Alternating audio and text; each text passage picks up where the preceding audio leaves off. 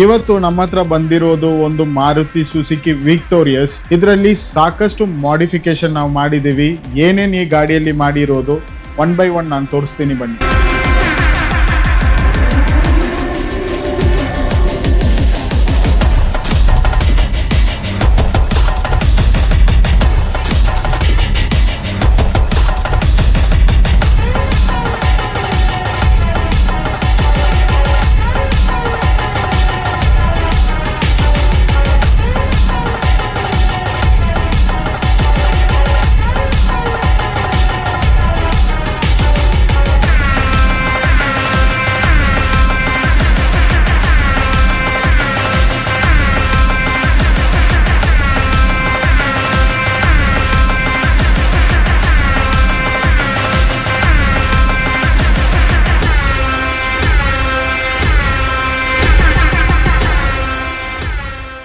ಈ ವೆಹಿಕಲ್ ಅಲ್ಲಿ complete theme concept from top gear ಮಾಡಿದೀವಿ.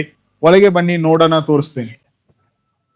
ಈ ವೆಹಿಕಲ್ ಅಲ್ಲಿ completely theme based top gear seat covers ಮಾಡಿದೀವಿ. ನೀವು ನೋಡಬಹುದು complete fit and finish of the entire fitting with initials of the customer ಮಾಡಿದೀವಿ, ಮತ್ತೆ ವಿತ್ ಪ್ರೊಫರೇಷನ್ಸ್ ಬರುತ್ತೆ.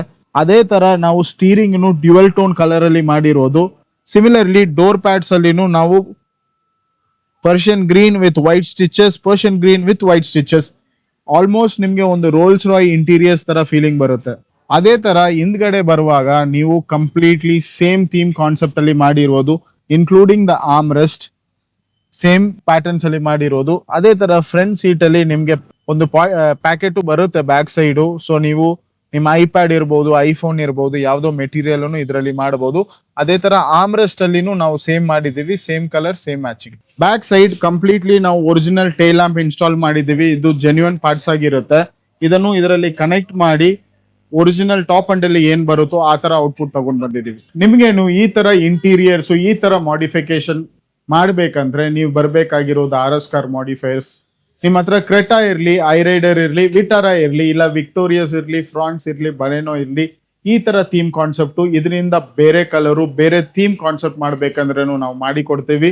ಇದಕ್ಕೆ ಬರ್ಬೇಕಾಗಿರೋದು ಒಂದೇ ಜಾಗ, RS ಕಾರ್ ಮಾಡಿಫೈರ್ಸ್.